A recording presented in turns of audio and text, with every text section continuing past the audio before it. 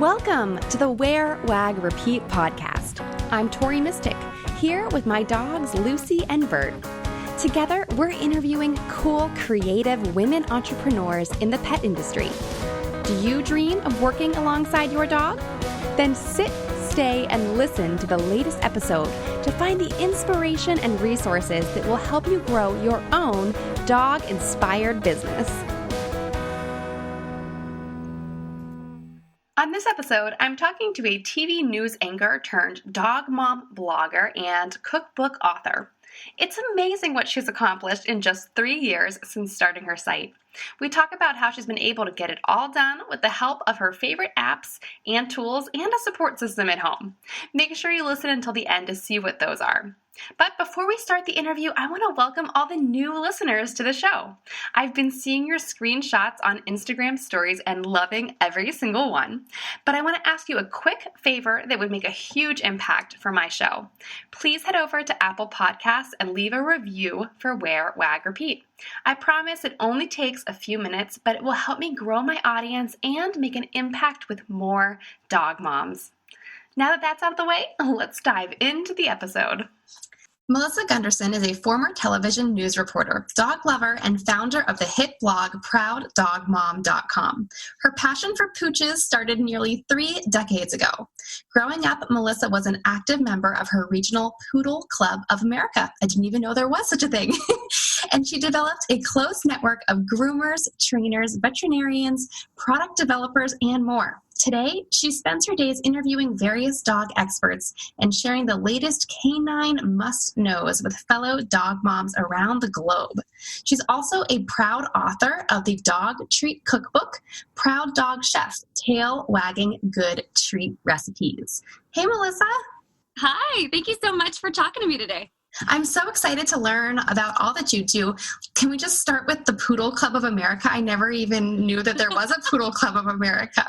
Yeah, so it was my regional chapter. I was living in Pennsylvania at the time. I know you're in Pittsburgh, right? I'm in Pittsburgh, yeah. Yeah, so I was on the total opposite side of the state in the Poconos. And there was, there's chapters everywhere, but my regional chapter, we had gotten into poodles. Oh gosh. And I say we, my parents and I had gotten into poodles because my parents are really huge dog people, probably when I was just 12 years old. And we were involved heavily for many, many years. And it really was a wonderful networking experience, even at that young age, because I knew that I was very passionate about dogs and I wanted to learn more about them. So it's really filled with people who, are of course passionate about the breed. We've got responsible breeders in there and then also rescue people. And I have a really great friend in there who actually, she was the breeder of my very first poodle. And she's a great friend of mine today, but she developed a whole line of dog shampoos and she's also a groomer. And we just really got to meet a really wonderful network of people that way. Right. And which obviously helps today with blog because I have a great references that I can kind of lead. Yeah, that's so lucky that at such a young age you were able to meet like so many different people who are like all the people that, everyone who listens to this show are trying to connect with now. You were sort of raised around that. So that's awesome. Yeah, I love it. And it's really been a really fun experience to be able to bring those resources to readers. And today I also meet a lot more. They've connected me with other people and just the online world is amazing, as you know, and you get to meet some really great dog lovers and connect with passionate people who have similar interests. Yeah, I think this podcast has been one of my favorite things that I've done because, I think online you get to know so many people, but it's kind of like surface level. And then having like a half an hour long conversation face to face with someone isn't something you usually get to do with your online friends. So it's been really cool. And it's been amazing to see all the different businesses that dog moms are starting and just doing awesome things. There's like such a huge variety of things that you can do in the pet industry. Absolutely. And I think today is like the year of the dog. Yeah. For the years of the dog. Everybody really loves their dogs and they're part of your family. And I feel like with everybody sharing their knowledge and their resources, the way that we dog parent today is so different than I'm sure it was so many years ago. Yes, it's just like regular parenting. When our parents were growing up, they would just like send them outside to play. And now like probably was the same with your dogs. And now we're like crafting experiences. Absolutely. Absolutely. So you had all this great experience growing up, but then what inspired you? You know, there was many years that you didn't work in the pet industry. So what inspired you to start a dog blog?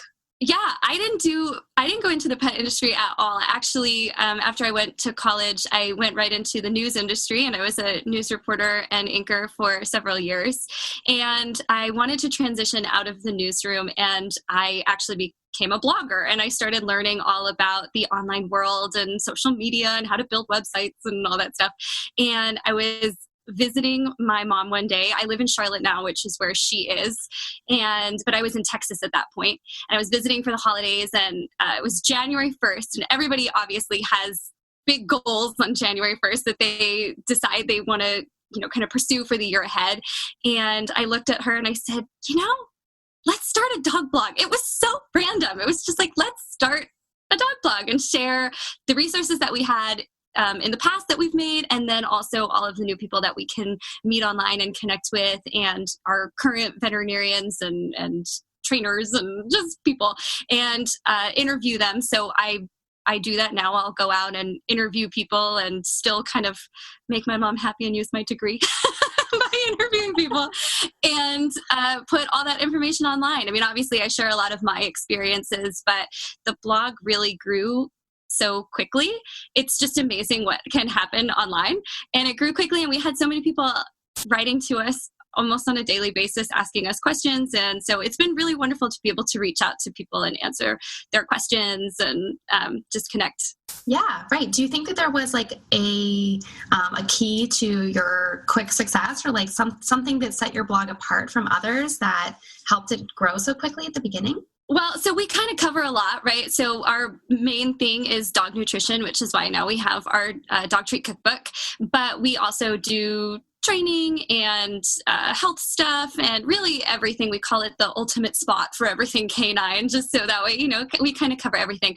But really, Pinterest helped me a lot. I started just sharing my content on Pinterest, and it was really funny because it's not that it's a topic that other bloggers haven't covered, but I had created a pin on the yes/no foods that dogs should have, like the human foods, quote unquote, that dogs can have. And that just got shared a ton, and it helped draw people to the page. And I think people just started finding out about it, and we started connecting. And it's really cool to see just on my email list alone, the people who've been with me from the beginning, because we grow obviously every day, but when you know that you've had people with you, we just had our third birthday. So when you know that you've had people with you from 3 years ago, it's very special. Right. And they're still getting the emails and still clicking on stuff, and they become like your friends online, basically. Yeah.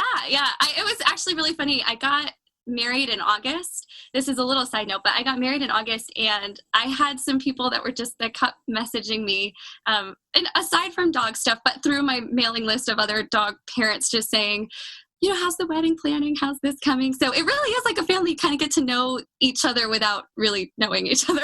Yeah, I think that like I don't think every online community is like that. I think that the dog mom community is sort of unique in that way. Like it's a very compassionate group, and people really care. And I think it's something about being dog lovers and pet lovers that maybe they just have bigger hearts. Absolutely. I think that you have a very, would the word be selfless, right? You're not selfish. You're taking care of an animal, and you want to give them the best and treat them the best that you can. And when you are seeking out all of important information and how you can kind of better your dog's life, that's so special. And then today, I mean, I know you have one obviously, and then I have one Instagrams where we share our dogs, and I feel like I follow a lot of dog accounts because I'm just genuinely interested in what different dogs around the world are doing. Yes. Well, and you follow their lives, and they're treated so well, which is so great to see. Yes, I know. So there's a chocolate lab who I've never met in person, but I love chocolate labs, obviously.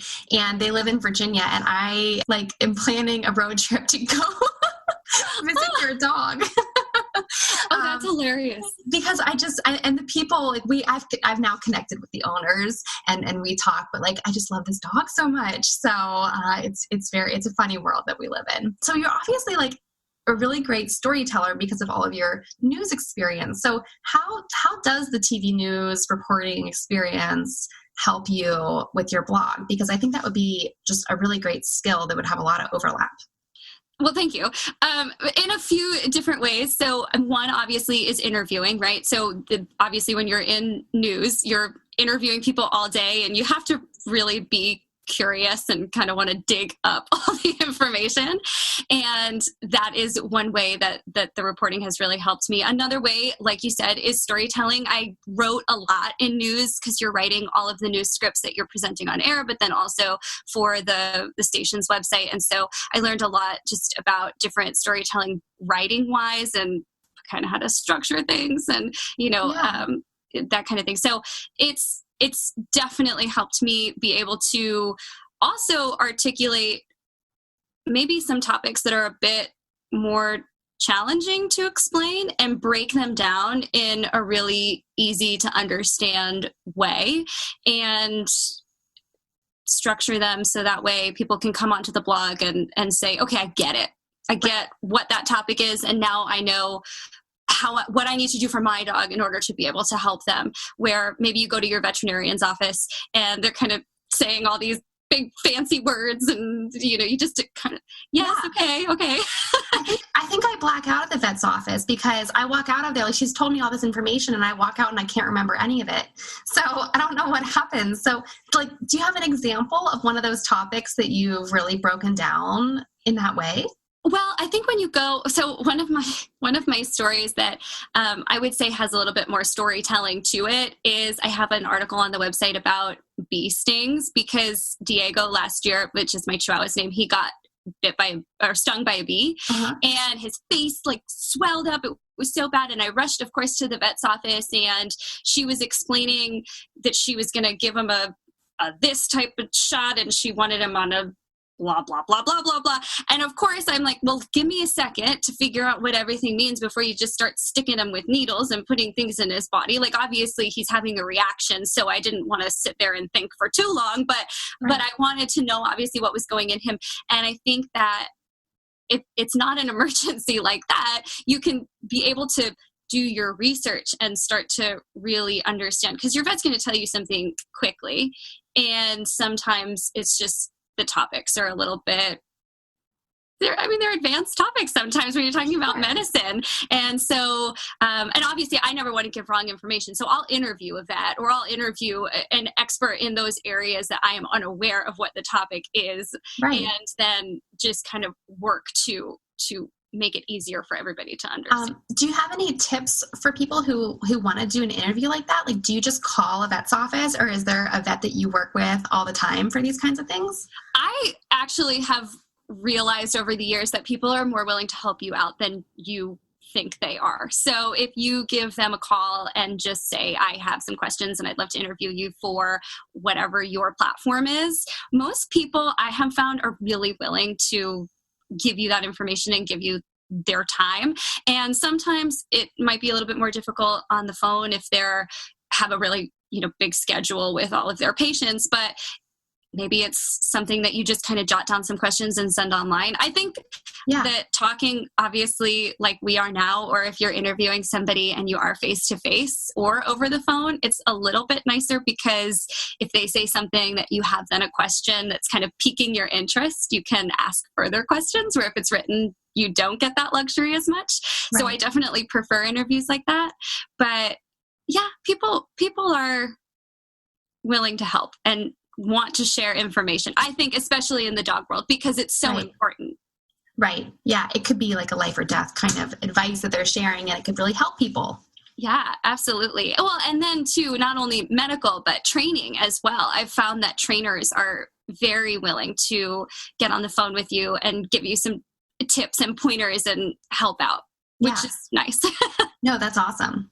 So, okay, so you have all of this like training and veterinary interviews and all sorts of stuff, but your treats and all that kind of stuff, all the recipes kind of went viral on Pinterest, and you started getting a ton of traffic. So you decided to make a book of all of your dog treat recipes. So tell us about like how you decided to do that, and what was that like?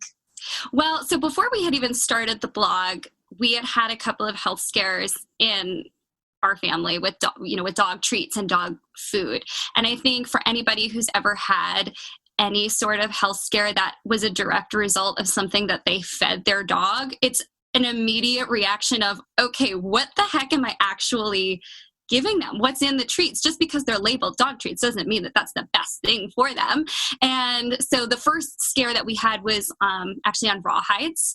And one of my mother's poodle was a toy poodle. She had intestinal bleeding as a direct result of rawhides. And so that caused us to dig even more deeper into rawhides. And I mean, obviously there's other issues with them with chemicals and what they're coated with and whatnot. But then there was another one that, I don't know if you remember, around 2014, there was a big flood of reports coming out that treats that were manufactured in China were being linked to, I think, was it kidney issues, I believe. Something like that. And so one of our family dogs was also affected by that. And that was around the same time that I had brought Diego home and into my life. And so as a reporter who is extremely curious, I just started doing a lot more digging and finding reports. And I think now things are a little bit more accessible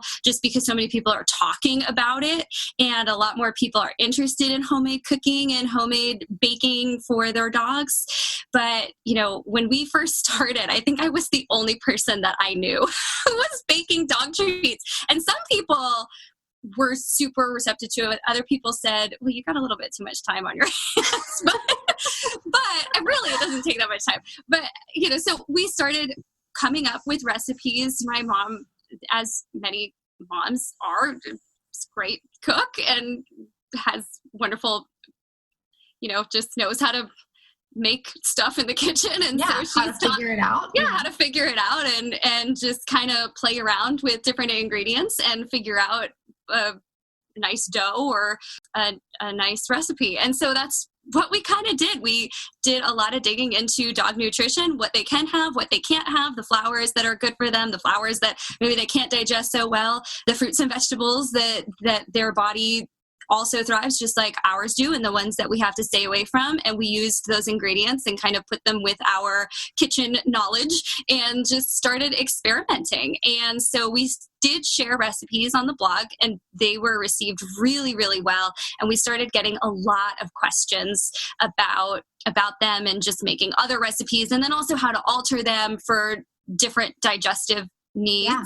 And, some dogs are okay with grains. Other people prefer their dogs to not have grains at all. All of the recipes in my book are gluten-free and grain-free, but sometimes we'll use almond flour. Sometimes we'll use brown rice flour. Sometimes we'll use, what else?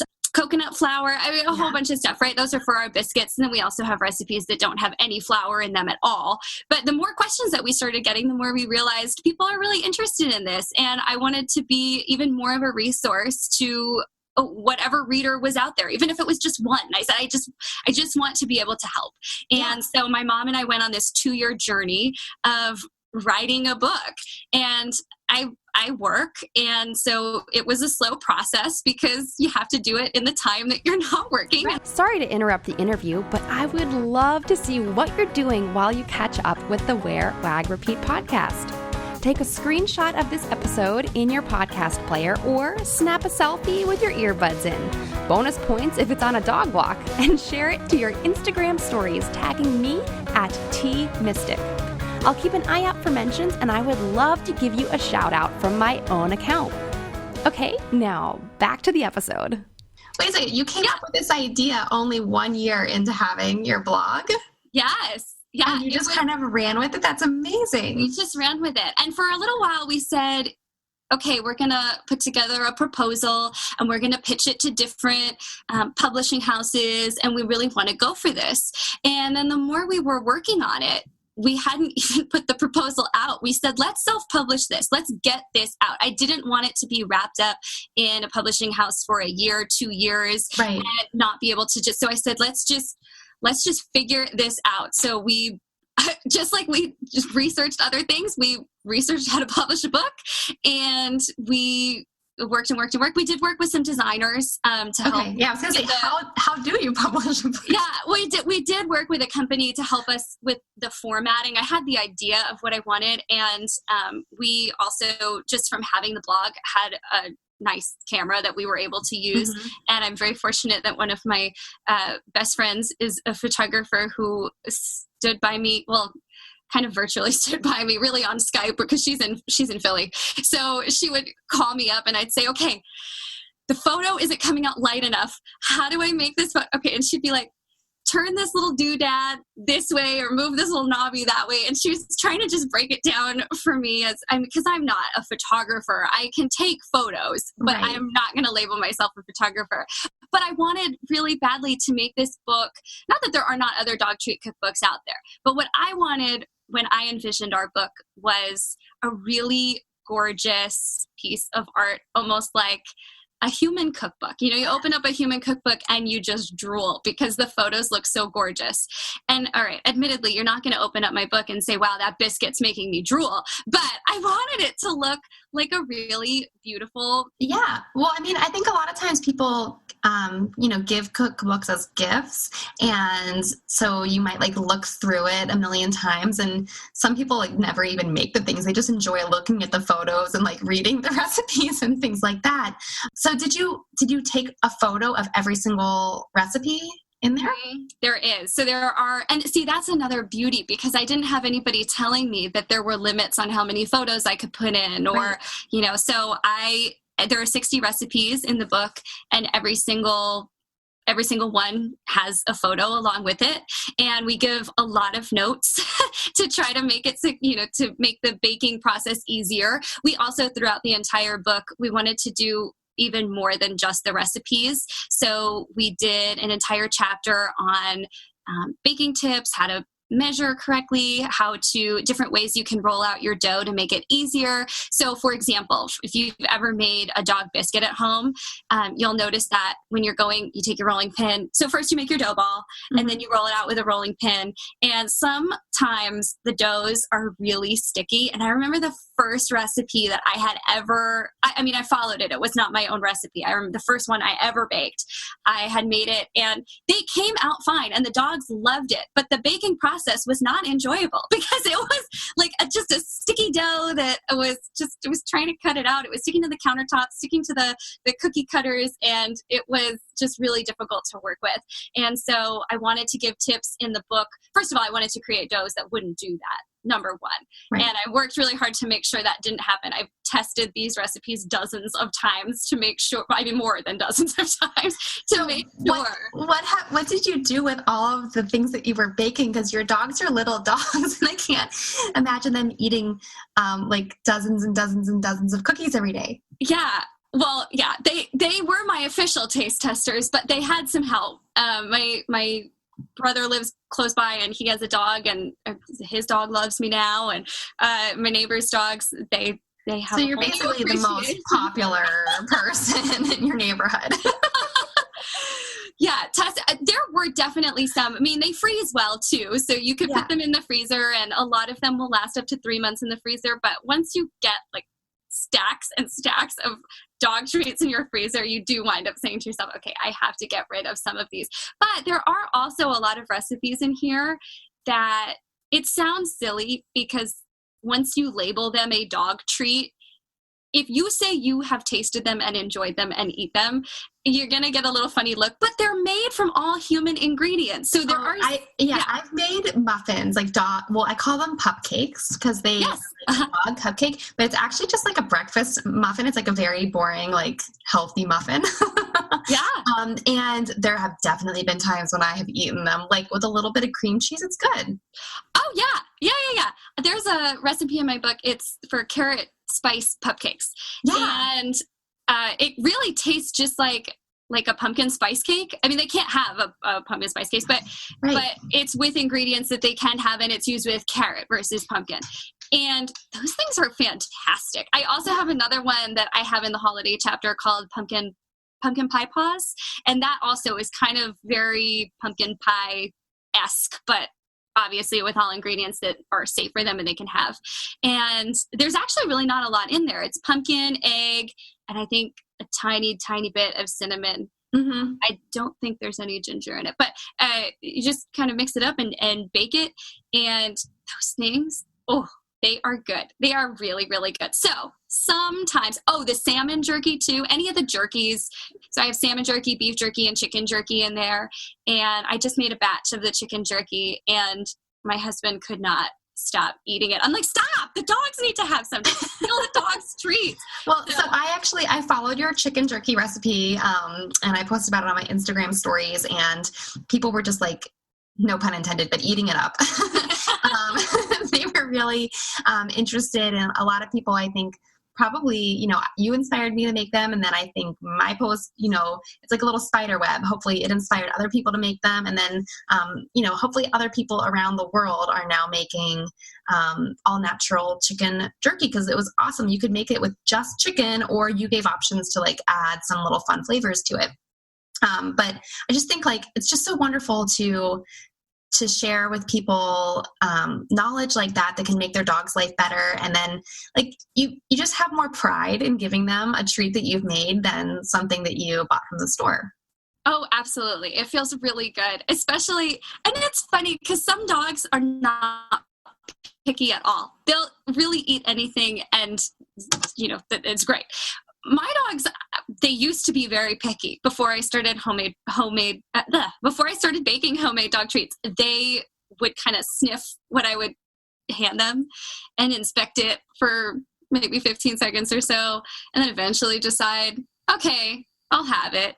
And the treats that I bake for them, you wouldn't think they were picky dogs at all. They just run into the kitchen and gobble it right up. It's like, oh my gosh, my hand. Hello, don't eat the hand. That's awesome, though. They can tell just before they even taste it that it's going to be good. Yeah. Oh, yeah. I think because they have such powerful sniffers too. Mm-hmm. And I think that when they smell it, and somehow they know when it's for them. I cook a lot. I just genuinely enjoy being in the kitchen and cooking and baking. When I am baking, I'm saying, I'm going to say human treats, but more just because it's like chocolate chip cookies or something like that they cannot have, then they don't get up off the couch or give me the time to, like, they don't care.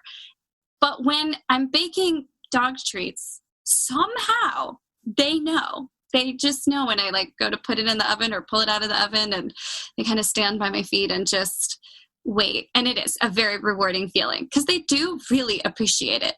Yeah. No, there's a definite difference I've experienced when I've made stuff.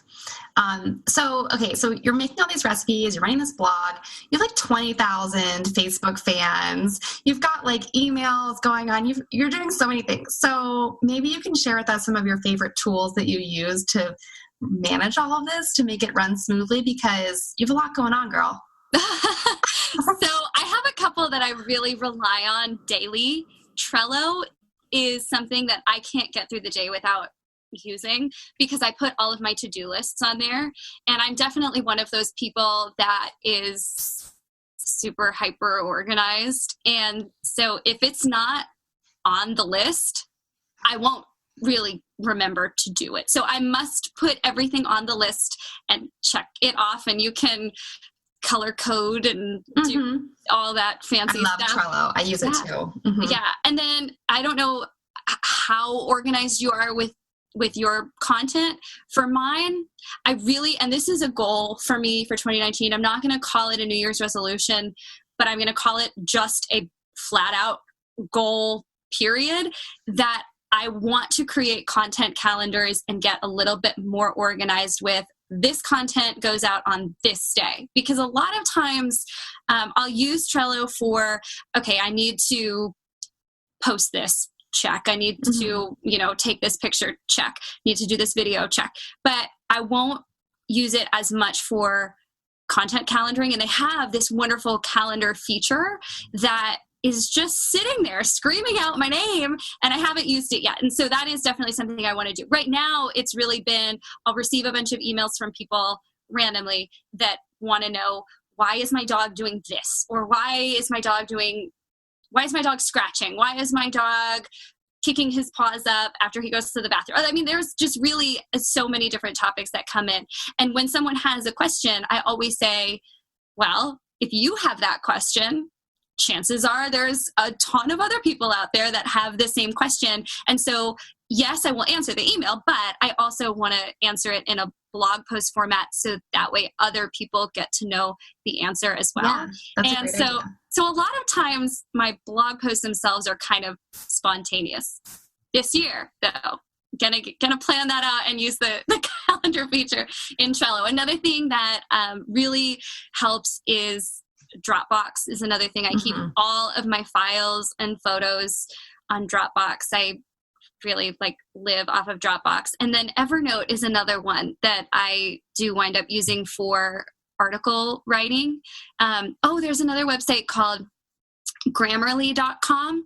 And I would say that when I write, I'm very conscious of my grammar. Sometimes when I'm speaking, not so much, but when I'm writing, I'm really great with my grammar.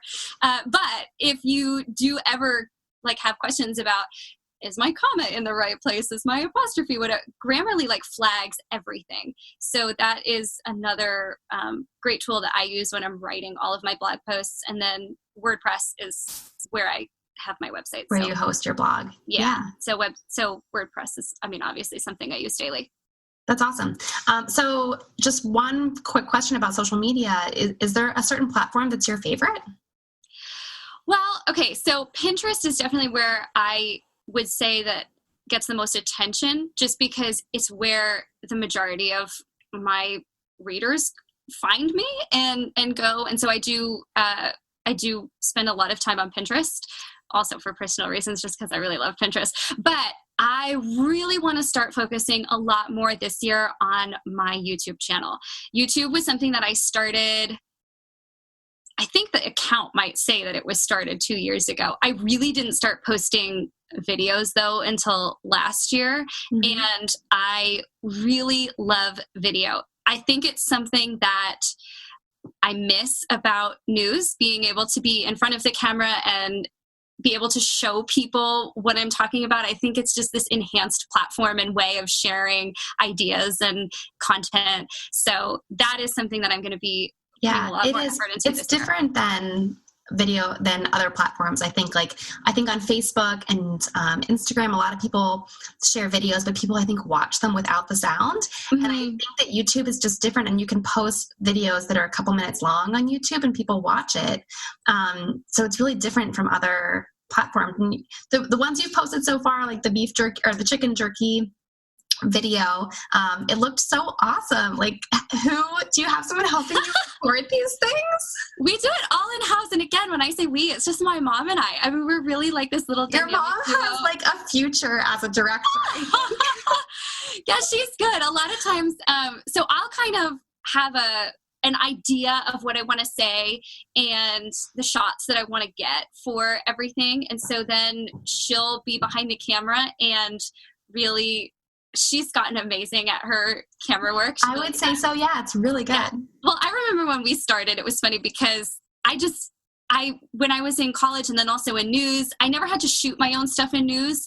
I knew how to do it, and I worked really closely with my videographers. So, and I was a video editor also for my own news packages when I was in news. So I always had this idea of, okay, I need these shots in order to make the end product look like this. So I would always work closely.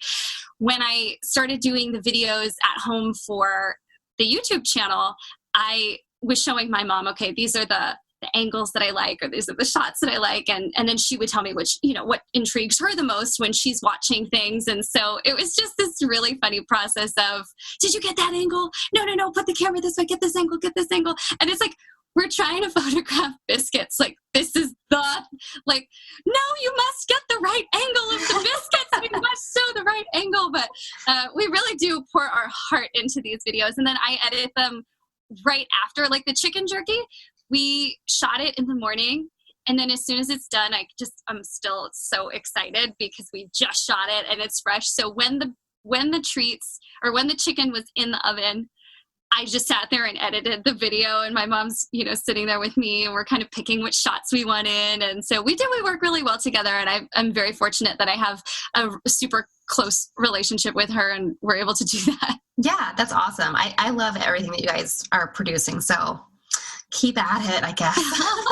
Well, thank you. Yeah, it's been a really great journey, and I can't wait to see what this year brings us and future years. And it's just been so much fun connecting with people. Oh, also just on the note of social platforms, because I didn't mention it before, Instagram is, don't you get sucked into Instagram? You're talking to the wrong person, because I spend an unhealthy amount of time on Instagram. So especially now with stories, I feel like, the feed, I could really get lost in people's feed where you just keep scrolling down, and you see, and then all of a sudden you're like, wait, they posted this 3 years ago. I've really been sitting on this person's feed.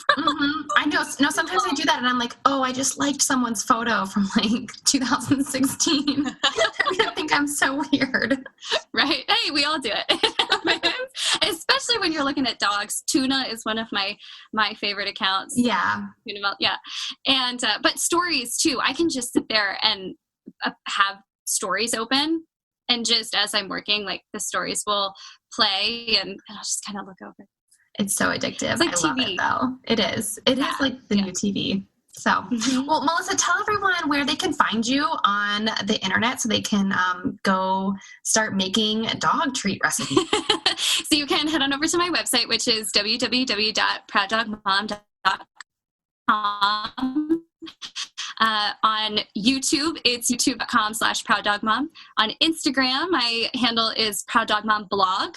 And on Pinterest, I want to say it's also Proud Dog Mom blog. If that's not it, it's Proud Dog Mom. It's one of the other. And then the same thing on Facebook. Awesome. Yeah. And they can just go to your website. I'm sure there are links to all of that kind of stuff too. Right up at the top. There's all my social links. Awesome. Well, thank you so much for being on the show. I'll see you around the internet. Yes, absolutely. Thank you so much for having me. This was fun.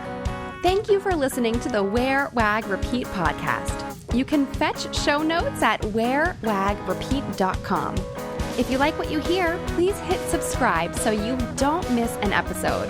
And until next time, we'll see you around the dog park.